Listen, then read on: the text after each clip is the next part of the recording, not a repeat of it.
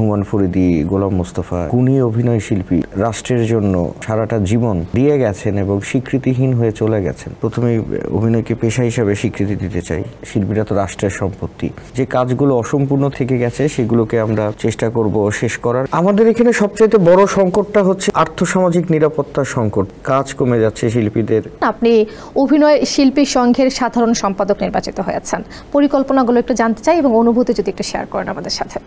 ভালো লাগছে, কিন্তু প্রত্যাশার চাপ তো আছেই। প্রত্যাশার চাপ অনেক আর কি।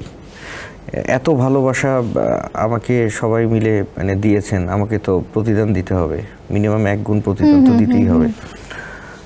প্ল্যানিং আছে, অনেকগুলো প্ল্যানিং আছে। প্রথমেই অভিনয়কে পেশা হিসাবে স্বীকৃতি দিতে চাই। রাষ্ট্র এখনো আমাদের অভিনয়কে পেশা হিসাবেই স্বীকৃতি দেন নাই। অথচ এই রাষ্ট্রে আমাদের শিল্পীরা তো রাষ্ট্রের সম্পত্তি। তারা অনেক গুণী শিল্পী, যেমন হুমায়ুন ফরিদী, গোলাম মোস্তফা, এরকম অনেক গুণী অভিনয় শিল্পী আমাদের অগ্রজরা। তারা রাষ্ট্রের জন্য, আমাদের সংস্কৃতির জন্য সারাটা জীবন দিয়ে গেছেন এবং স্বীকৃতিহীন হয়ে চলে গেছেন। তো এই লায়াবিলিটিস তো রাষ্ট্রকে নিতেই হবে। সো রাষ্ট্রের স্বীকৃতিটা প্রয়োজন আমাদের।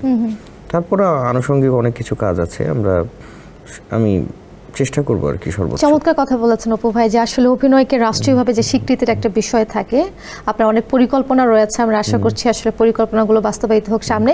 তো অভিনয় শিল্পী সংঘে আসলে ভাইয়া কি ধরনের পরিবর্তন আনতে পারেন কিংবা আনা সম্ভব সামনের দিকে, কি মনে হয়? অভিনয় শিল্পী সংঘ একটা প্রিসাইজ জায়গায় আছেন। অতীতে যারা কমিটিতে এসছেন আমাদের অগ্রজরা, তাদেরই সম্মিলিত প্রচেষ্টার ফল আজকের অভিনয় শিল্পী সংঘ তার সংঘর কাজের মতোই চলবে। পরিবর্তন আসলে পরিবর্তনের কিছু নেই। পূর্বে যে কাজগুলো অসম্পূর্ণ থেকে গেছে সেগুলোকে আমরা চেষ্টা করব শেষ করার, এবং বাড়তি কিছু নতুন সংযোজিত হবে কিছু কাজ। আসলে আমরা কাঠামোর মধ্য থেকে আমাদের অগ্রযাত্রা শুরু করবো আর কি। একদম। তো বর্তমান সময়ে অভিনয় শিল্পী যারা রয়েছেন তাদের আসলে সবচেয়ে বড় সংকট কি রয়েছে, কি মনে হয় ভাই আপনার কাছে? আমাদের এখানে সবচেয়ে বড় সংকটটা হচ্ছে আর্থসামাজিক নিরাপত্তার সংকট, পেশার সংকট, ইনসিকিউরিটি। আসলে আমাদের ইন্ডাস্ট্রিটা এমন একটা জায়গায় গেছে, সব কিছু মিলিয়ে বাজেট বলুন, কাজের নিরাপত্তাটা সবচেয়ে বেশি ইনসিকিউর করে দেয় সবাইকে। তো যেভাবে প্রোডাকশনের বাজেট কমে যাচ্ছে, কাজ কমে যাচ্ছে শিল্পীদের, কাজের নিরাপত্তাটা এবং এটাই হচ্ছে নিশ্চিত করাটা সবচেয়ে বেশি জরুরি।